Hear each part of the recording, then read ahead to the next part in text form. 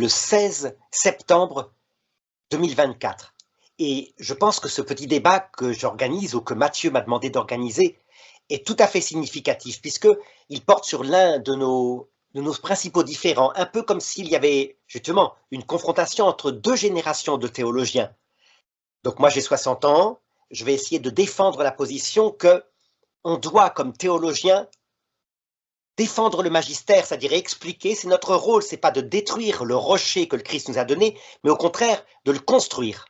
Mathieu, qui est d'une génération différente, qui a moins de 30 ans, va défendre probablement une position que je vois de plus en plus dans sa génération du côté des chrétiens qui ont une sensibilité traditionnelle, à savoir, je dirais, un amour de la vérité tel que quelquefois on n'hésite pas à dire les choses carrément, y compris face à la génération de mai 68, même quand c'est un pape qui parle. Et le sujet qui va nous permettre d'aborder cela, c'est la déclaration que le pape a fait, qui dure un paragraphe, que Mathieu va sûrement présenter tout à l'heure, durant son voyage apostolique dans des terres non chrétiennes, et quelque chose que Mathieu va présenter certainement comme hérétique, et je montrerai ensuite que ça n'a rien d'hérétique. Donc, à chacun de se faire une opinion, et ensuite on débattra. Bonjour Arnaud, merci de m'inviter sur cette chaîne pour en discuter. Alors moi d'habitude, je suis depuis le début du pontificat du pape François, j'essaye de le défendre face aux accusations des sédévacantistes, de la fraternité Saint-Pédis ou des positions un peu rigoristes ou traditionnalistes extrêmes qui cherchent à dire que il est hérétique ou qu'il n'est pas pape ou des choses comme ça. Donc moi j'ai toujours essayé de défendre que voilà, en tant que catholique, on doit ordinairement la soumission au pape et que voilà, c'est le successeur de Pierre, on lui doit un amour surnaturel en tant que successeur de Pierre. Et donc, j'ai passé une bonne partie de mon ministère, enfin, depuis que j'ai commencé à essayer de le défendre, notamment face aux CD-vacantistes. Et donc voilà, je pense qu'on ne peut pas dire que je suis quelqu'un qui désobéit facilement au pape. Ceci dit, là, la semaine dernière, la déclaration du pape m'a profondément choqué. Et là, du coup, je vais avoir de plus en plus de mal à le défendre. Et je pense que ce qu'il a dit est indéfendable. Et donc, c'est pour ça que j'aimerais qu'on en discute. Donc, je vais partager mon écran. Et puis, on va pouvoir discuter de cela en examinant ce que lui, il a dit dans son propre texte. Donc, voilà. Alors, je donne un petit peu de contexte pour ceux qui ne savent pas. Le pape François était le 13 septembre 2024 dans une réunion interreligieuse avec des personnes de religions différentes, donc musulmans, hindous, bouddhistes et autres, donc plein de religions différentes dans le cadre d'un dialogue interreligieux. Et donc, il répondait à des questions et il discutait avec les jeunes que vous voyez sur l'écran. Et vous avez un traducteur à côté qui traduisait en direct les paroles du pape. Donc voilà ce qu'il a dit dans son discours et qui, à mon avis, pose problème. Donc il a un discours en deux parties, la première et la deuxième partie. On va se focaliser d'abord sur la première. Et il leur dit, une des choses qui m'a le plus frappé chez vous, les jeunes ici, c'est votre capacité de dialogue interreligieux. C'est très important parce que si vous commencez à dire ma religion est plus importante que la tienne, la mienne est vraie, la tienne n'est pas vraie, où cela mène-t-il? Où? Et quelqu'un répond dans l'assemblée que ça mène à la destruction. Et lui, il confirme en disant c'est ainsi. Bon, déjà, là, on a une première affirmation un peu tendancieuse parce que l'Église a toujours affirmé que le catholicisme est la seule vraie religion. Et donc, évidemment, que dans le cas d'un dialogue interreligieux, on ne va pas commencer par dire ma religion est plus importante que la tienne, sinon il n'y a pas y avoir de dialogue possible. Mais voilà, ce propos est ambigu parce qu'il pourrait sous-entendre que quand il dit la mienne est vraie, la tienne n'est pas vraie, et qu'il faut pas parler comme ça, ben, je dirais que historiquement, l'Église a un peu parlé comme ça. Si on regarde les paroles des papes dans le cadre de leur magistère antérieur, il y a cette idée de le catholicisme est la vraie religion. On dit pas ça par orgueil, hein, on dit ça parce que c'est Jésus qui nous a révélé la plénitude de la vérité. Donc c'est une conséquence de notre foi et on essaye de le partager avec autrui. Donc voilà. Bon, après, je vais pas trop passer de temps sur ce premier passage parce que bon, on peut essayer de l'interpréter dans un sens pastoral.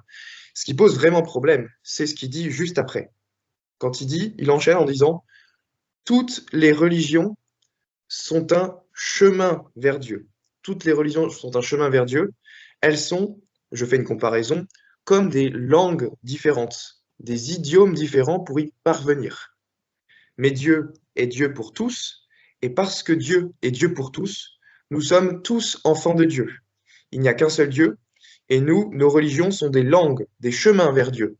Certains sont scythes, d'autres musulmans, d'autres hindous, d'autres chrétiens, mais ce sont des chemins différents. Et donc là, à première vue, je ne vois pas comment on peut éviter l'idée que ce qu'il vient de dire là est matériellement hérétique. Quand il dit que tous les chemins sont toutes les religions sont un chemin vers Dieu et qu'il compare ça aux langues, euh, c'est à mon avis la preuve qu'il considère les religions comme étant égales entre elles, parce que les langues, il n'y a pas de hiérarchie entre les langues. Les langues, il n'y en a pas une qui est intrinsèquement supérieure à une autre. Donc le fait qu'il compare les religions à des langues différentes, ben, ça montre qu'elles sont sur le même niveau, sur le même plan. Après, il enchaîne en disant nous sommes tous enfants de Dieu. Ça, on pourrait dire que c'est une façon de parler, mais théologiquement, c'est pas vrai. On devient enfant de Dieu par le baptême, et donc les non-chrétiens les non-chrétiens au sens technique ne sont pas enfants de Dieu, ils sont créatures de Dieu, ils sont aimés de Dieu, évidemment, mais on devient enfant de Dieu par le baptême, et donc ils ne sont pas enfants de Dieu au sens strict. Donc c'est une autre imprécision. Et il finit en disant que voilà, il répète son analogie des langues en disant nos religions sont des langues, des chemins vers Dieu, des chemins différents. Et il liste parmi ces religions les musulmans, les hindous, les chrétiens, voilà, tout comme des chemins différents. Et donc ce texte pose vraiment problème. Alors on va le mettre en opposition avec ce que dit Jésus. Le pape François dit toutes les religions sont un chemin vers Dieu. Et Jésus nous dit je suis le chemin, la vérité, la vie. Nul ne vient au Père sans passer par moi. D'accord? Donc on a d'un côté, toutes les religions sont un chemin vers Dieu, et Jésus de l'autre côté qui dit, je suis le seul chemin vers le Père. Je suis le chemin, la vérité et la vie. Nul ne vient au Père sans passer par moi. Contradiction explicite. Jésus qui dit, hors de moi, vous ne pouvez rien faire. Donc sans Jésus, on ne peut rien faire. On dépend intégralement de lui, et non pas d'une autre religion comme un chemin vers le salut. Jésus affirme aussi qu'il est nécessaire de croire en lui pour être sauvé, en nous disant, allez par tout le monde, prêchez la bonne nouvelle à toute création. Celui qui croira et sera baptisé sera sauvé, mais celui qui ne croira pas sera condamné. Donc là, évidemment, Jésus s'adresse à des gens qui ont entendu parler de l'évangile et qui ont refusé de croire et qui, eux, seront condamnés. On ne parle pas de personnes qui sont dans l'ignorance. Mais voilà, Jésus affirme qu'il est nécessaire de passer par lui pour être sauvé. Et c'est ce que disent les premiers apôtres. Dans les Actes des apôtres, il est dit dans Actes chapitre 4, il y parlait au nom de notre Seigneur Jésus, en disant, il n'y a de salut en aucun autre, car nul autre nom n'a été donné sous le ciel aux hommes par lequel nous devions être sauvés. Donc c'est très très clair que le salut passe exclusivement par Jésus. Seul Jésus est l'unique chemin vers le salut, et non pas, comme le disait le pape François, eh bien, toutes les religions sont un chemin vers Dieu. C'est pas ce que dit Jésus dans l'Évangile, ni les actes des apôtres. On a aussi le magistère de l'Église qui va dans ce sens. On a le pape Léon XII, par exemple, qui disait en 1824, il est impossible au Dieu véritable, la vérité même, d'approuver toutes les sectes qui professent de faux enseignements, souvent incompatibles et contradictoires entre eux, et de conférer à leurs membres des récompenses éternelles. Par la foi divine, nous tenons un seul Seigneur, une seule foi, un seul baptême. C'est pour ça que nous professons qu'il n'y a pas de salut en dehors de l'Église. Alors évidemment, pas de salut en dehors de l'Église, ça ne veut pas dire que tous ceux qui ignorent le catholicisme ou qui ne font pas formellement partie de l'Église seront damnés. La formule hors de l'Église, point de salut, a été longuement interprétée par les théologiens à travers les siècles, et j'ai fait une vidéo détaillée sur le sujet. Pour ceux que ça intéresse, vous pouvez la retrouver sur ma chaîne.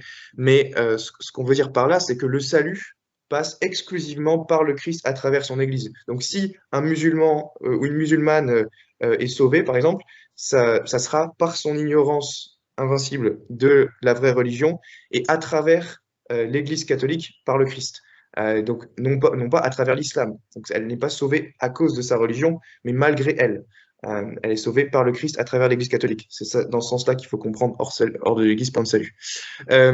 On a Pie IX qui va dans ce sens et qui dit nous devons rappeler et blâmer la très grave erreur où se trouvent malheureusement des catholiques qui adoptent la croyance que les personnes vivant dans les erreurs et en dehors de la vraie foi et de l'unité catholique peuvent arriver à la vie éternelle.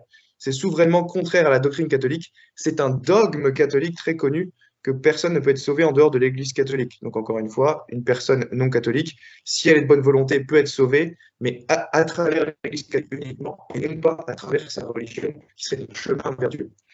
Voilà, bon, Pie IX dit substantiellement la même chose, je ne vais pas lire toute la citation, vous l'avez sous les yeux. Mais voilà, Pie IX dit très clairement que c'est une erreur funeste de dire que on peut trouver sa voie, son salut éternel dans n'importe quelle religion. Donc ça, c'est encore un texte de Pie IX dans ce sens.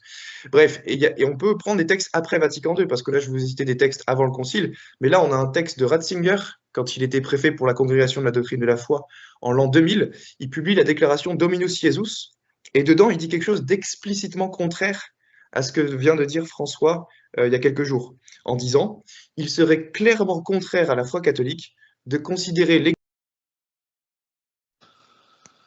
en disant que les religions seraient substantiellement équivalentes, etc. » Alors oui, il peut y avoir des semences de vérité, des préparations évangéliques dans ces autres religions, mais en tant que telles, elles n'ont pas d'origine divine et d'effets salvifiques qui sont propres au sacrement chrétien. C'est ce que dit Ratzinger dans Dominus Jesus. Donc la position catholique nuancée que je défends, c'est que on peut tout à fait reconnaître qu'il existe des semences de vérité dans les autres religions qui peuvent en un certain sens rapprocher de Dieu et non pas l'atteindre, comme dit le pape François. Et c'est ce que dit Vatican II en parlant des semences du Verbe divin que l'Église reconnaît avec joie et respect. Okay, mais on ne peut pas dire, contrairement à ce que dit François, que toutes les religions sont un chemin vers Dieu en tant que tel, comme des langues différentes pour y parvenir. Et que certaines sont musulmanes, d'autres hindous, et chrétiens, etc. Mais ce sont juste des chemins différents. Parce que là, il met les religions à égalité. Et comment est-ce qu'on peut savoir qu'il les met à égalité? C'est qu'il les compare aux autres langues. Et il n'y a pas de hiérarchie dans les langues. Les langues ne sont pas intrinsèquement supérieures les unes aux autres, contrairement à la religion chrétienne qui, d'après le christianisme, d'après Jésus lui-même, est supérieure à toutes les autres. Donc bref, donc on peut dire que cette affirmation de François est en tant que telle matériellement hérétique, c'est-à-dire qu'elle rejette, qu'elle contredit un dogme. Alors en conclusion, on peut dire que même avec beaucoup de volonté, on est obligé de reconnaître que le pape François a tenu des propos qui sont en tant que tels matériellement hérétiques. Mais en tant que laïc, moi, je n'ai pas l'autorité pour le juger formellement hérétique, parce que je ne connais pas son fort interne, je ne connais pas sa pertinacité, s'il a donné ce discours sans ses notes et qu'il a fait une erreur d'inattention. Donc, je ne suis pas là pour juger. Ce sera à l'autorité légitime de le faire. Je peux simplement dire que les propos en tant que tels sont irrecevables pour la doctrine catholique et que tous les évêques du monde devraient inciter le pape François à abjurer ce qu'il a dit dans ce discours pour rétablir la vérité catholique. Voilà ce que j'ai à dire. Alors, je vais te répondre sur ce premier point en disant que, premièrement, je crois que tu ne te rends pas compte de la gravité de ta position, puisqu'elle consiste véritablement à s'asseoir sur la branche sur laquelle ta foi est assise. Quand tu dis « il a dit quelque chose de matériellement hérétique », ça veut dire que tu es en train de te situer comme si tu étais capable, toi, théologien, de juger le pape. Et je dirais à ce propos-là, tu répondras tout à l'heure. Je dirais à ce propos-là, déjà il y a une démarche qui ne va pas. Ma démarche à moi consiste à dire, nous comme théologiens, on ne doit jamais faire comme cela, mais toujours chercher à comprendre le sens qu'aurait cette proposition prise catholiquement. Ça veut dire, en la situant d'ailleurs dans la totalité du magistère catholique, pas prendre une phrase hors du contexte sans le reste de l'enseignement. Évidemment, là, ce n'est pas un acte de magistère, hein, on sait bien, c'est entre deux portes, c'était oralement, mais peu importe. La protection des papes s'est montrée au cours de l'histoire de l'Église. Je parle du patriarche de Rome, hein, vraiment, à la différence des autres patriarches comme Alexandrie, Constantinople, Jérusalem, etc. Jamais il n'y a eu d'hérétique, on en parlera peut-être tout à l'heure. Hein. Donc il y a vraiment une protection et un rocher que fonde le Seigneur. Donc a priori déjà, la démarche ne me va pas.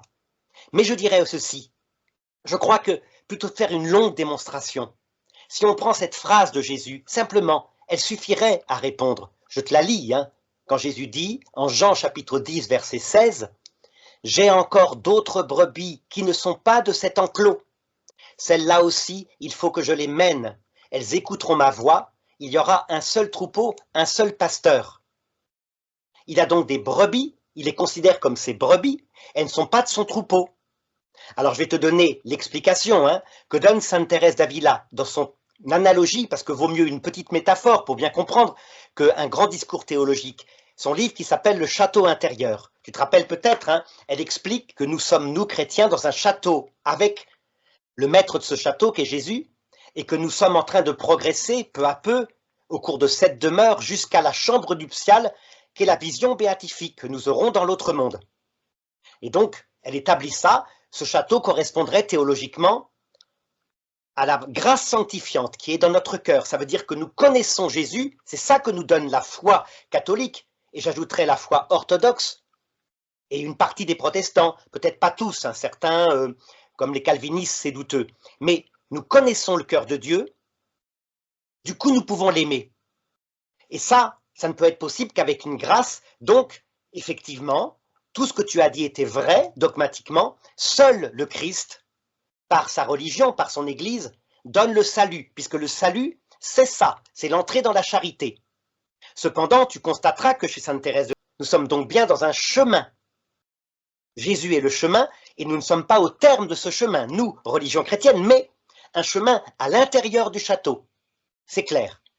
Et dans l'analogie qu'elle prolonge, elle dit, eh bien, il y a des chemins à l'extérieur du château, mais qui conduisent au château. Et là, que je peux évidemment te reprendre avec simplement les données du Concile Vatican II, qui l'indiquent en disant, par exemple, dans Gaudium et Spes 22.5, en effet, puisque le Christ est mort pour tous et que sa vocation dernière de l'homme est réellement unique, à savoir lui, hein, nous devons tenir que l'Esprit Saint offre à tous, d'une façon que Dieu connaît, la possibilité d'être associés au mystère pascal, donc d'une façon ou d'une autre.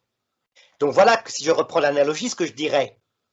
Au début de l'Église, tu te rappelles peut-être qu'il y a eu, de la même façon, des gens qui ont résisté au magistère, en particulier qu'on appelait marcionistes, et qui disaient le judaïsme, manifestement, ne pouvait pas venir de Dieu parce qu'il ne donnait pas le salut, et en plus on voit que l'être qui y parle commande des choses qui sont contradictoires avec l'Évangile. Donc, ils avaient établi l'idée que le judaïsme venait du démon. L'Église, pour combattre le marcionisme, a demandé aux prêtres d'embrasser l'Ancien Testament à la fin de la lecture d'un texte de l'Ancien Testament à la messe, ce qui se fait toujours. Et depuis, il n'y a aucun problème, c'est passé par ce geste pastoral, c'est passé dans les mœurs qu'il y avait donc dans le judaïsme non pas le salut, mais un chemin préparatoire au salut, qui est d'ailleurs décrit par Isaïe, tu te rappelles dans ce texte, une voix crie dans le désert, préparez le chemin du Seigneur, dans la steppe, aplanissez une route pour Dieu. Isaïe 43. Résultat, il y a bien des chemins qui ne donnent pas la grâce, mais qui préparent à la grâce, et il y a des chemins qui sont dans la grâce, mais nous sommes tous des chemins. Et nous arriverons au terme uniquement quand nous serons dans la vision béatifique. Il y a donc une façon catholique d'expliquer ce qu'a dit le pape. Eh bien moi je pense que nous, comme théologiens, c'est toujours ce qu'on doit faire, sinon c'est pas la peine. On fait partie de ceux qui, avec une masse, détruisent le rocher. Le Seigneur a fondé son Église sur un rocher, et voilà que nous, théologiens, parce qu'on se croit plus intelligent que le pape, quelque part, ou plus intelligent que l'Esprit Saint qui conduit le pape, on se met à coups de masse à dire, ah ben là, non, je le suis pas. Mais, Arnaud. voilà. J'aimerais répondre là-dessus parce que je ne fais pas l'apologie de la désobéissance au pape. Parce que quand le pape publie quelque chose dans son magistère, je suis conscient que je dois la soumission de l'intelligence et de la volonté ordinairement à ce qui est dit. Là, on n'est pas dans un propos qui relève du magistère. On est dans une conversation que le pape a avec des enfants où il parle sans regarder ses notes, un peu comme ça. Ça n'a strictement aucune autorité pour les catholiques. Je le dis, ces propos du pape, tous les catholiques dans le monde peuvent être en désaccord. Ça n'a pas d'autorité sur eux. Le pape n'a d'autorité en tant que successeur de Pierre que lorsqu'il s'adresse à l'Église universelle dans le cadre de son magistère. Ce n'est pas du tout le cas ici. Et donc, on peut critiquer des propos que le pape tient en dehors de sa fonction magistérielle. Et là, c'est éminemment critiquable parce qu'il dit pas qu'on ait différents chemins pour aller à Dieu. Il dit que toutes les religions en tant que telles, en tant que religion, sont des chemins vers Dieu. Et non, ça contredit l'enseignement de l'Église. Parce qu'en plus, il dit pas que c'est juste pour préparer au salut, contrairement à ce que tu dis. Il dit dans la phrase que ces religions sont un chemin vers Dieu, comme différentes langues, pour y parvenir, pas pour s'en rapprocher, pour y parvenir. Il dit que toutes les religions sur terre permettent de parvenir à Dieu. Et il les compare à des langues différentes. Ça, je t'ai pas entendu répondre à cet argument. C'est pour moi l'argument central. C'est que François prend religion et langue comme comparaison. Sauf que dans les langues, les différentes langues, le français, l'allemand, l'italien, l'espagnol, il n'y a pas de hiérarchie entre les langues. Elles sont toutes égales entre elles. C'est absurde de dire qu'une langue serait intrinsèquement supérieure à une autre. Et donc le fait qu'il utilise les langues pour les comparer aux religions, ça montre qu'il n'y a pas de hiérarchie dans les religions. Et c'est ça l'argument central. Alors d'abord, je te répondrai en te disant que quand tu regardes l'histoire de la papauté, en tout et pour tout, parmi les propos publics, je dis bien publics, hein, d'un pape dans sa fonction de pape, je ne parle pas, par exemple, de Saint Grégoire le Grand dans ses textes qu'il écrit comme théologien, ou de Benoît XVI lui-même quand il écrit Cardinal Ratzinger. Tu vois que comme Cardinal Ratzinger, il a des théories vraiment où on s'arracherait les cheveux sur le péché originel, mais dès qu'il parle publiquement, alors qu'il n'était que cardinal, mais associé au pape Jean-Paul II, qu'il écrit le catéchisme de l'Église catholique, c'est impeccable. Pourquoi? Parce que le Seigneur, il n'est pas canoniste. Il ne donne pas un rocher uniquement dans tel cas précis qui, effectivement, tu as raison, sont canoniquement définis. Non, c'est véritablement universel. Tu as deux cas, tu as Jean 22 dans des sermons qui affirmait quelque chose qui a été condamné par l'Église, qui est le fait que les âmes ne rentreraient dans la vision béatifique qu'à la fin du monde, en même temps que la résurrection. Donc ça, le pape Benoît XII, après, a émis un dogme solennel pour dire non, non, ce n'est pas vrai. Et puis, tu as le pape Honorius Ier qui disait dans une lettre que le Christ, dans sa volonté, fait la volonté du Père. Donc, condamné par des conciles en disant « Regardez, il est monothéiste, il dit que le Christ n'a qu'une seule volonté ». Quand on a réétudié en 1870 les écrits du pape Honorius, on s'est dit « Mais on était complètement fous ». Avec ce genre de technique passionnée venant des théologiens, de l'Orient en particulier, on déclarerait l'évangile lui-même hérétique, puisque le Christ le dit à l'agonie au Jardin des Oliviers, « Père, non pas ma volonté, mais ta volonté ». Donc, il y a bien dans le Christ un seul acte de volonté. Il y a deux facultés volontaires, mais ça, le pape n'en parlait pas. Donc, on peut très bien, comme théologien, casser le rocher, malgré tout, puisque l'Esprit Saint, il ne fait pas à moitié les choses.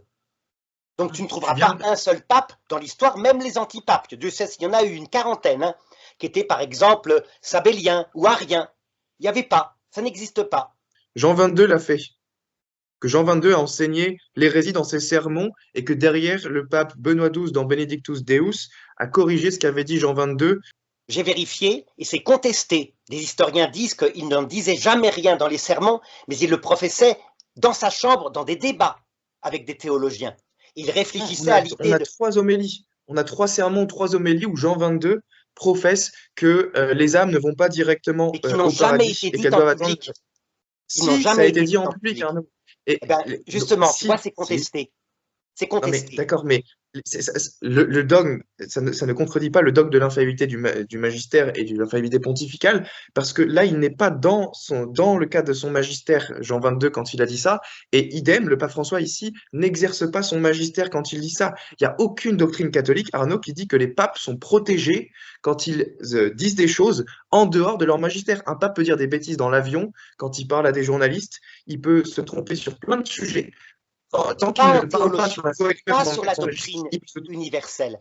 Voilà le problème. Si Arnaud, aucune source dans le magistère qui défend ta position. Je sais bien, tu as raison. Tous les théologiens, il y a un consensus des théologiens pour dire que le pape n'exerce absolument pas son infaillibilité ni même son autorité quand il parle en dehors du magistère, comme ça devant des journalistes ou devant de jeunes étudiants sur le dialogue interreligieux. Ça n'a strictement aucune autorité pour les catholiques. C'est archi clair. Tu as matériellement raison, canoniquement raison, et je te réponds que l'Esprit Saint est au-delà et que jamais on n'a vu ça. Que l'histoire, la seule au cours de 2000 ans d'histoire, alors que tu as, regarde le patriarche d'Alexandrie qui invente l'arianisme, ou c'est un de ses prêtres, enfin peu importe, celui de Constantinople qui invente le nestorianisme, enfin c'est fabuleux. Les grandes hérésies sont sorties de tous les patriarcats. Jamais à Rome. Il y a quelque chose. Donc l'étude a été faite en 1870. Tu as un cas que tu peux dire et qui est contesté maintenant. Et d'ailleurs, ce cas-là n'avait même pas été soulevé, puisque c'est moi qui l'ai soulevé dans mon livre, justement, sur Benoît XII, enfin, pardon, sur Jean 22. Jean 22 et le dogme de Benoît XII, la Constitution Benedictus Deus, hein, qui a été sortie après, puisque ça concerne l'eschatologie. Donc, je répondrai, Il faut faire confiance à l'Esprit Saint. Et moi, je t'ai montré qu'on pouvait tout à fait comprendre avec la totalité du magistère. Si tu veux, je vais partager mon écran à mon tour et je vais te montrer comment... Il faudrait que tu répondes sur le texte, parce que tu peux dire des généralités comme ce que tu fais en disant, oui, toutes les religions ont des semences de vérité, et finalement, chacun d'entre nous, c'est un chemin vers le salut, mais ça répond pas à ce que dit le texte. Donc, il faut que tu fasses une analyse précise du texte que j'ai mis à l'écran. Il faut que tu m'analyses la phrase. Toutes les religions sont un chemin vers Dieu en tant que tel, donc les religions en tant que telles, elles sont comme des langues différentes, des idiomes différents pour parvenir à Dieu, pour y parvenir. Est-ce que tu peux me répondre précisément sur cette phrase, s'il te plaît? Eh bien justement, non, c'est pas la bonne technique, Mathieu. Parce que dans ce cas-là, avec cette technique, tu vas déclarer la Bible elle-même hérétique. Je me suis amusé.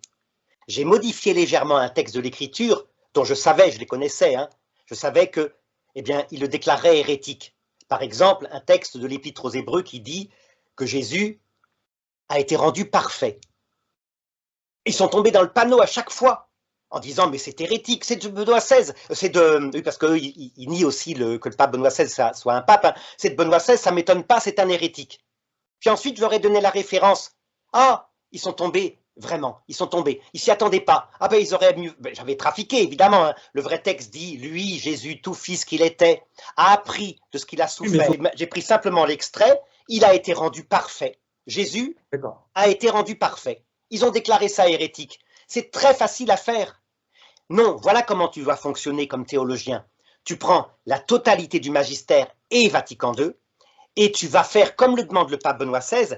Tu vas donner comme théologien l'explication catholique à la lumière de ce qu'on appelle l'herméneutique de la continuité.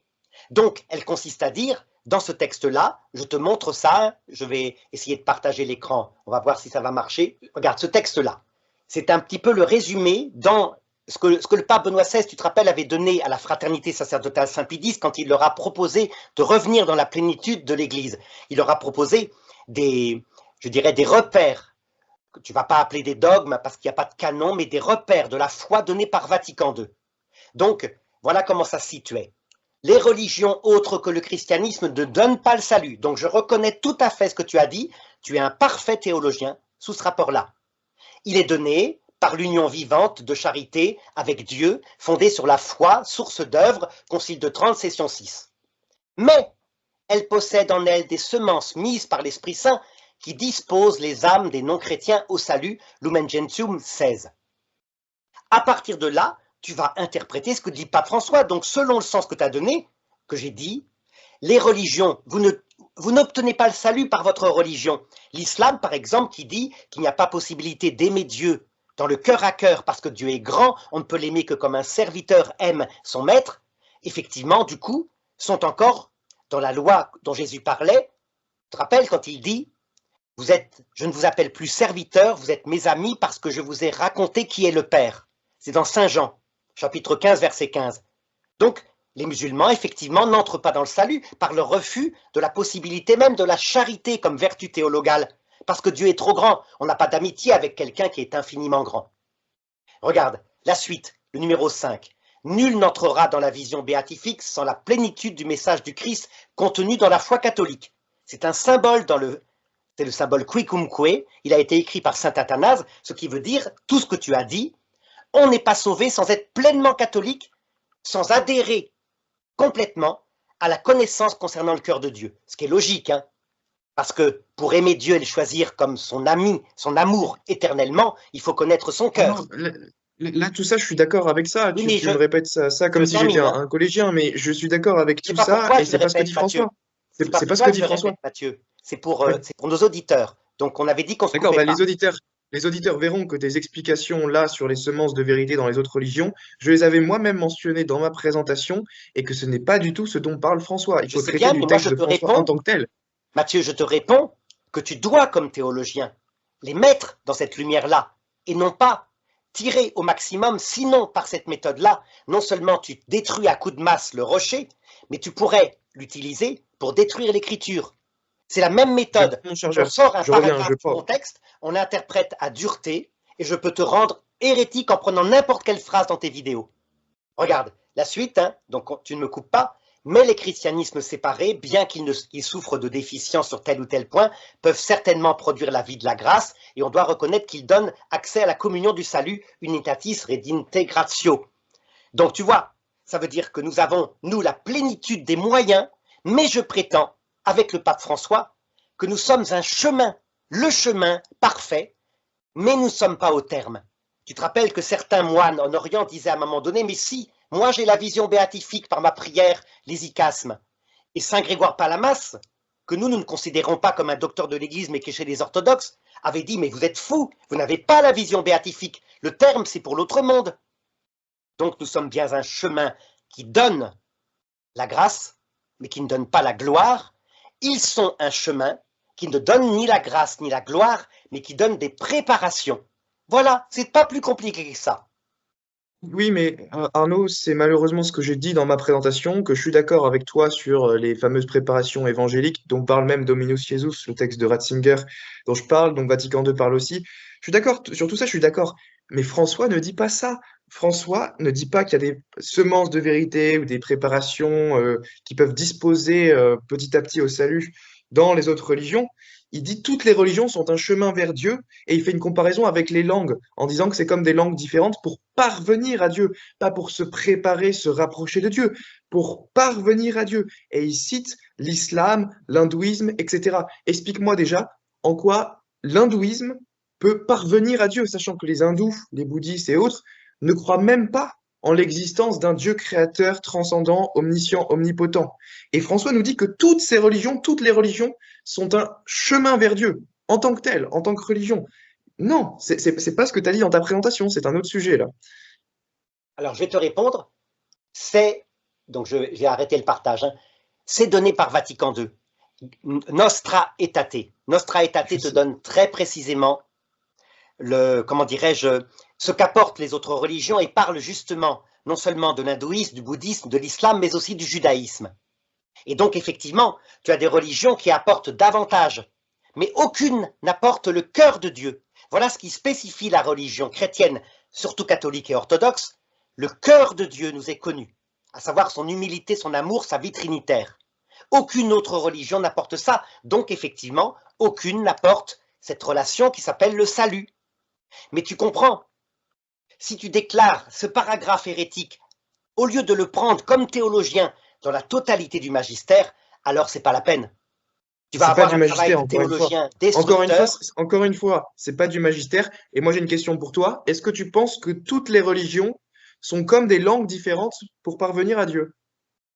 Pour parvenir, alors je vais te dire très précisément si je parle, hein, et non pas seulement avec ce paragraphe. Je te pose juste une question simple, avec les mots du pape François, qui dit que toutes les religions sont un chemin vers Dieu et qu'elles sont comme des langues différentes. Est-ce que tu adhères à l'analogie des langues, les langues étant égales entre elles? Est-ce que tu adhères au fait que les religions sont comme des langues qui permettent de parvenir à Dieu? Je répondrai en mettant oui, sur le même pied le christianisme, l'hindouisme et l'islam.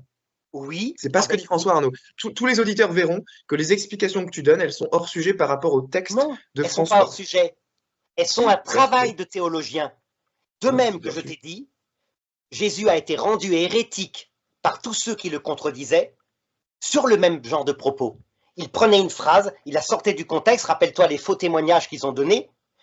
Il prétend qu'il détruira le temple et qu'il rebâtira en 3 jours. Oui, mais il avait expliqué qu'il parlait de son corps. Mais il parlait aussi du temple. Ils avaient bien raison. Il parlait aussi du temple, puisqu'il avait montré le temple. Voilà comment il ne faut pas fonctionner. Il n'y a pas de rapport avec ça. Il n'y a pas de rapport avec la destruction du temple de Jérusalem et ce texte-là, parce que là, on a le contexte. Là, je t'ai mis tout le contexte. J'ai expliqué le contexte, dans quelle conversation c'était. Je te mets tout le paragraphe avec ce qu'il y a avant, ce qu'il y a après. J'ai pas tronqué le contexte. Tout le monde peut voir le contexte. Tout le monde a la citation sous les yeux. Et tout le monde voit que ce que tu dis sur les semences du Verbe, tout ça, ok, c'est présent dans Vatican II, je rejette pas ça, évidemment. C'est même présent dans le texte de Benoît XVI que je t'ai cité. Mais ce texte-là ne parle pas de ça, Arnaud. Là, il parle des religions en tant que telles, qui sont des chemins vers Dieu, et il les considère comme égales, parce qu'il dit que c'est comme des langues différentes. Et encore une fois, tu n'as jamais répondu à cet argument depuis le début. Les langues en tant que telles sont égales. Il n'y a pas de langues qui sont supérieures ou inférieures à d'autres. Il n'y a pas une langue intrinsèquement supérieure. Or, les religions, elles ne sont pas égales entre elles, Arnaud. D'abord, ce n'est pas vrai qu'il n'y a pas des langues supérieures à d'autres. Dans la Révélation, elle s'est faite en hébreu, elle s'est faite en grec. Donc il y a des langues de la révélation. Ça, déjà, on pourrait contester ce que Attends, dit. attends, attends. Non, non, on va rester sur les langues. Le pape François dit que c'est comme des langues différentes. Est-ce que tu Oui. penses que le pape François pense qu'on peut hiérarchiser les langues sur Terre? Mais de toute façon, je ne me rentrerai pas dans ta polémique, puisque ce n'est pas ça Mais comme c'est pas ça de la qu'il faut faire. polémique, c'est de l'analyse textuelle. Je veux dire, Justement, tu n'es le pas texte, il est là sous les théologien. yeux. Tu n'es pas théologien en faisant ça. Tu es diviseur. Ça veut dire que je te Mais non. dis, tu peux utiliser. Écoute, je vais te donner un argument, tu vas comprendre. Depuis, moi je suis plus âgé que toi, j'ai 60 ans. J'ai connu la même chose contre le pape Jean-Paul II. Venant de qui? Du parti progressiste à gauche de l'Église. Il prenait des textes du pape Jean-Paul II sur le préservatif, sur la fidélité du couple. Il le rendait insupportable. Tous étaient comme ça. Pourquoi? Parce qu'il n'était pas dans la sensibilité. Le pape Jean-Paul II était un théologien. Ok, mais c'est pas une question de sensibilité. Là, tu prends des analogies pour dire que Jean-Paul II était pas aimé par les progressistes des années 60 parce il était contre le préservatif. Il a donc été contredit par des gens qui ont contesté son magistère en mettant en avant plutôt un sens de la miséricorde par rapport aux personnes. Ils étaient donc plutôt dans cette démarche-là pastorale. C'était les chrétiens de gauche. Moi, je les contestais en disant « Vous ne pouvez pas faire ça, il ne faut pas critiquer le pape ». Résultat, toute cette partie à gauche de l'Église a apostasié. Je l'ai vu. Ils sont tous devenus humanistes, quasiment à 100 dieux.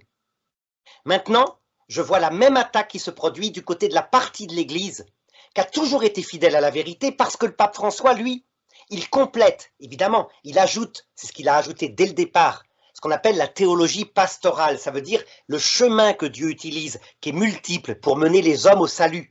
Eh bien, je vois votre partie, la partie par les jeunes, la partie traditionnelle qui est la mienne, qui a fait que j'ai été persécuté puisque je la défendais toute ma vie, qui est en train de faire le même chemin, qui les conduira à l'apostasie. Alors que moi, je pacifie. Les gens qui écoutent la façon dont j'explique sont complètement pacifiés. Ils voient bien que, en remettant ça dans la totalité du magistère, comme le demande le pape Benoît XVI, il n'y a pas de problème. Tu vois bien que tu fais du hors-sujet, que tu réponds pas directement sur le texte, tu te contentes de répéter ce que dit Vatican II en disant bah, le pape François dit ça aussi. Non, c'est pas ce que dit le pape François quand on regarde son texte. Moi, j'aimerais juste dire que je suis pas là pour diviser. Moi, j'ai passé mes premières années d'apostolat missionnaire à défendre le pape François face aux accusations des traditionalistes intégristes, comme tu pourrais les appeler, Frat Saint-Pédis, c'est des vacantismes, etc. Pour leur dire non, non, pas le pape François est vraiment pape, c'est le pasteur légitime, nous devons lui obéir ordinairement, nous devons être soumis à lui, c'est le pasteur légitime. Donc j'œuvre pour l'unité de l'Église, pour justement pas qu'il y ait un schisme. Mais même si je m'efforce à défendre le pape François, quand il tient des propos comme ça, je peux pas le défendre tout simplement. Deuxième sujet, sur les enfants de Dieu. On va voir, on va refaire la même analyse. Il dit qu'on est tous enfants de Dieu. Au sens strict, c'est faux parce qu'on devient enfant de Dieu par le baptême, par la grâce baptismale. On devient enfant adoptif de Dieu. Et du coup, les non-chrétiens sont certes des créatures, ils sont voulus par Dieu, ils sont aimés de Dieu, mais on ne peut pas dire au sens strict que ce sont des enfants de Dieu, parce qu'on devient enfant de Dieu par le baptême. Mais c'est pas ce qu'il y a le plus grave dans ce texte. Alors Mathieu, maintenant, je vais te montrer, par la même méthode, comment ce deuxième aspect, c'est pareil. C'est un aspect où on voit bien qu'il y a un défaut d'analyse. Sinon, tu rendrais la Bible elle-même hérétique. Donc, Isaïe 45, 11. Voilà comment Dieu parle. Ainsi parle Yahvé, le Saint d'Israël, le Créateur d'Israël. On me demande des signes au sujet de mes enfants, au sujet de ceux qui sont l'œuvre de mes mains. Et voilà qu'on me donne des ordres. Ça veut dire que, avant le salut, à une époque où le peuple d'Israël n'osait jamais parler de Dieu comme un père, ce qui était normal, ils étaient terrorisés par Dieu, il avait montré sa colère au mont, tu te rappelles, quand Moïse était apparu, celui qui s'approchait du mont et devait être tué. Eh bien, Dieu, lui, considérait les Juifs et l'humanité entière comme ses enfants. Mais c'est pas tout. Il y a un texte de Jésus qui va dans la même chose, Luc 13, 34, quand il se plaint par rapport à l'attitude des Juifs. Jérusalem, il parle comme Dieu, je suppose que c'est Dieu qui parle. Jérusalem, Jérusalem, toi qui tues les prophètes et lapides ceux qui te sont envoyés, combien de fois j'ai voulu rassembler tes enfants à la manière dont une poule rassemble sa couvée sous ses ailes. Je vais te donner l'explication, tu vas voir qu'il a raison le pape de dire que tous les hommes sont ses enfants, parce qu'il y a deux façons d'être enfant de Dieu. Une façon plénière, quand on sait que Dieu est notre Père, qu'on connaît son cœur, qu'il nous aime réciproquement dans une alliance mutuelle, c'est ce que nous on a. C'est formidable. On a la vraie religion. Et puis l'autre façon, tu te rappelles le roman Oliver Twist, je crois que c'est comme ça. Il y a un enfant qui est à l'orphelinat, son père sait que c'est son enfant, il le protège, il sait ça, il fait tout pour un jour se révéler à lui, mais son enfant ne sait pas encore que c'est son père. Ben, c'est de cette façon-là que les autres religions sont enfants de Dieu. C'est pas plus compliqué. On a toutes les analogies.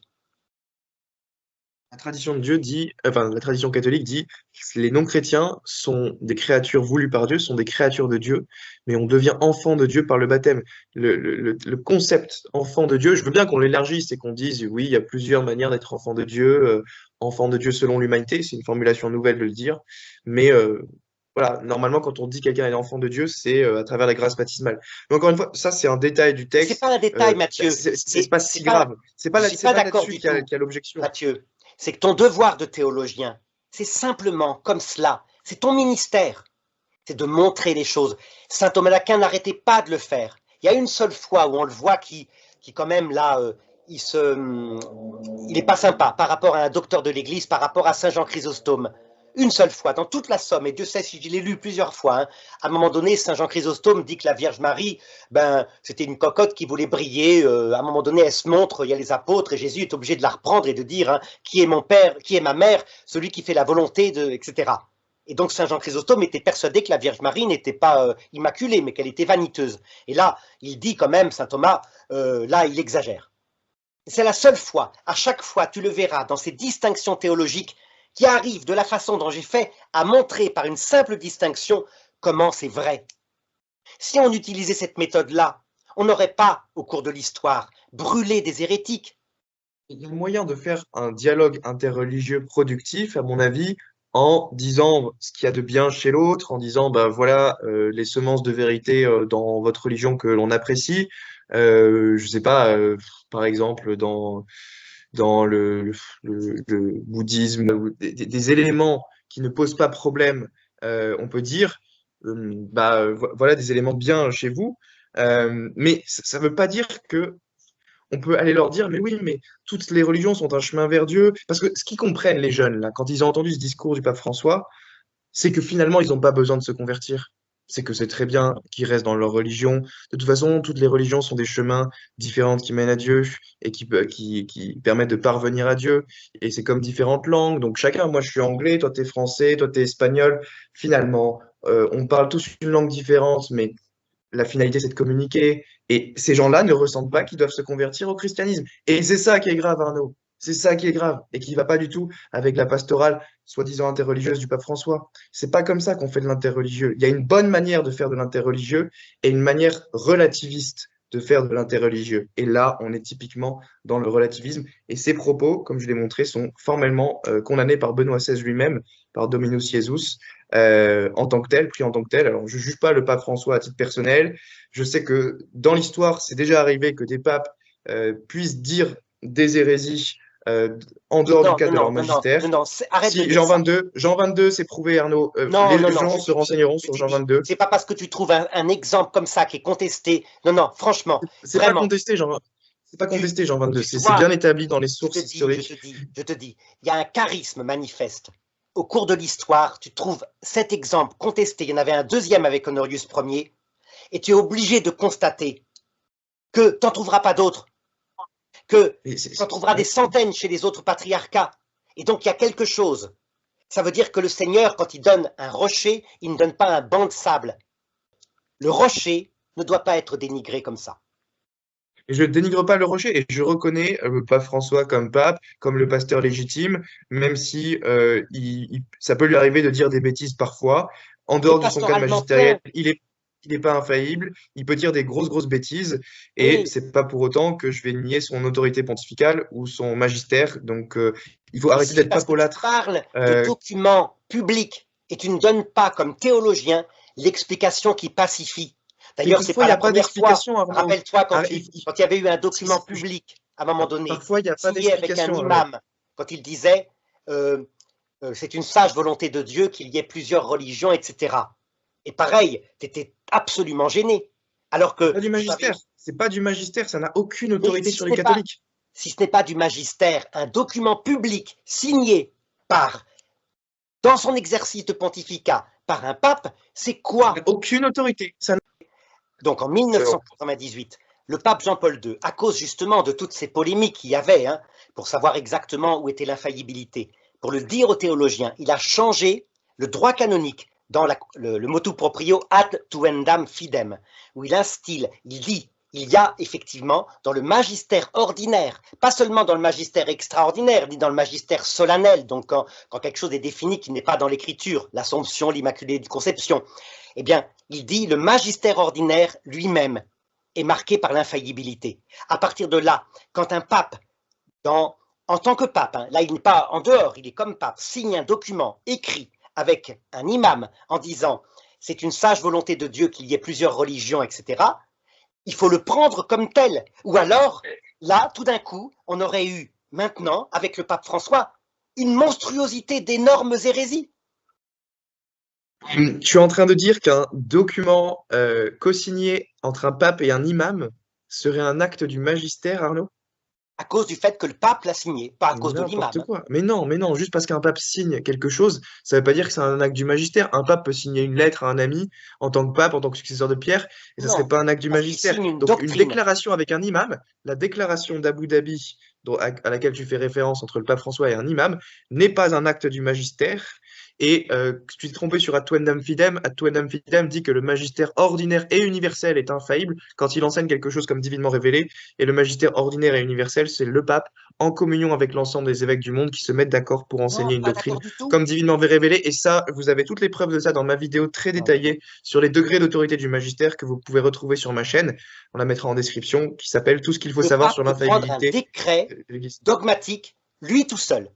Il n'y a pas besoin que tous les évêques soient unis. La Non, c'est doctrine faux. Arnaud, c'est faux. universelle, Aucun théologien n'enseigne ce que tu enseignes. la Aucun doctrine, théologien n'enseigne ce que tu enseignes. la C'est faux. doctrine universelle, Matthieu, c'est quand c'était quelque chose qui est au-delà des temps et des lieux. C'est ce qui différencie de la doctrine particulière. Par exemple, il faut utiliser les moyens de communication, c'est une doctrine liée à telle époque, Et tel temps, je tel sais ce que lieu. c'est une doctrine universelle. Bon. C'est pas vrai que quand un pape, dans une encyclique, parle d'une doctrine universelle, ordinairement, sans vouloir obliger les fidèles à y adhérer par une définition, est infaillible. Même si on n'a pas le droit de rejeter son enseignement, Eh on bien, doit trouve-moi l'accepter par une un seul soumission exemple. religieuse de l'intelligence et de la volonté, comme dit le Concile Vatican II. Mais il y a des degrés d'autorité dans le magistère. Et là, la déclaration d'Abu Dhabi, Mathieu, elle est même pas du magistère. Mathieu, C'est même pas trouve-moi le un degré seul 1. exemple Ça n'a aucune dans une autorité. encyclique doctrinale d'un pape, par exemple sur le Saint-Esprit. Je ne parle pas des passages où il dit bonjour mes frères, je vous écris cette encyclique, mais je te parle de la doctrine sur la Trinité. Un seul exemple venant d'un pape qui ne serait pas la doctrine de l'Église catholique. Trouve-moi. Ce serait, je pourrais t'en citer, mais c'est pas le sujet directement. Et même s'il n'y en avait pas, ça montrerait Bon, pas en est-ce que tu principe peux que ce n'est pas conclure possible. maintenant, s'il te plaît, puis je conclurai après. Oui, bah, en conclusion, j'ai montré que la citation du pape des derniers jours posait problème et que elle n'était pas réconciliable avec le magistère de l'Église catholique. Arnaud n'a pas répondu à mon argument principal sur les langues et l'analogie des langues. Donc, je considère que il a fait du hors-sujet en parlant de ce qu'enseigne Vatican II sur les semences de vérité dans les autres religions, ce que je ne conteste pas, j'y adhère tout à fait. Mais il n'a pas traité du texte en tant que tel en essayant de l'analyser méthodiquement. Il a juste pris d'autres décrets qui parlent d'autre chose en disant qu'il peut y avoir des semences de vérité dans les autres religions. Mais c'est pas de ça dont il est question dans le texte, donc je considère que son argumentation était, dans sa grande majorité, hors sujet. Voilà. Et moi, je conclurai en redisant la seule phrase de Jésus qui dit tout. Jean 10, 16. J'ai encore d'autres brebis. Donc ça veut dire, il les considère comme ses enfants, c'est pareil, c'est analogue, qui ne sont pas de cet enclos, donc d'autres religions. Celles-là aussi, il faut que je les mène. Elles écouteront ma voix. Il n'y aura plus qu'un seul troupeau, un seul pasteur.